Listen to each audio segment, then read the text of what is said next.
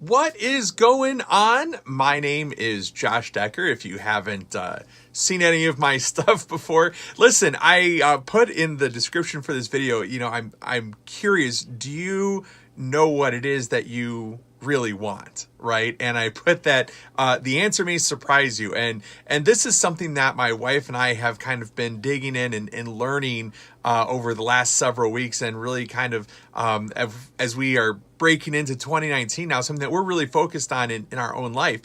See, I think a lot of us focus on the wrong thing, right? We don't actually focus on what it is that we want, but we focus on what it is that we do not want, right? So many of us can very quickly say, well, I don't want this or I don't want that. But when you break it down, you say, well, what is it that you do want? It's like, I want this not to be the case. So it's going back to the I don't want.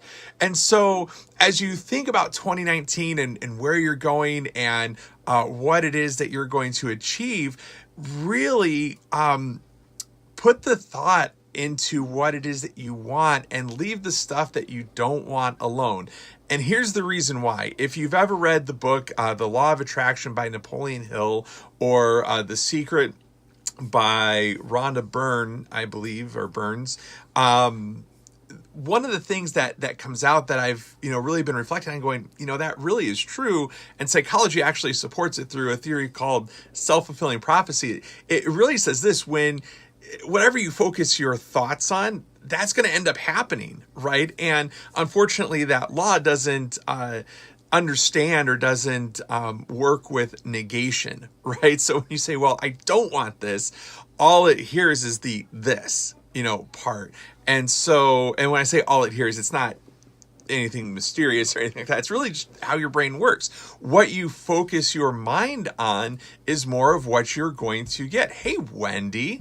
And so studies have seen, when you work with kids, if you say, don't do this, then inevitably they do it. Why? Because it keeps playing over and over in their mind. Well, as adults, we're the same way. And so when we say, well, I don't want this, I don't want bills, or I don't want stress, or I don't want traffic, or, I don't want bitter coffee, or whatever, our minds focus on that. And so inevitably we bring it about. That's right. It's called the law of attraction. We bring it about because that's where our mental energy is going to.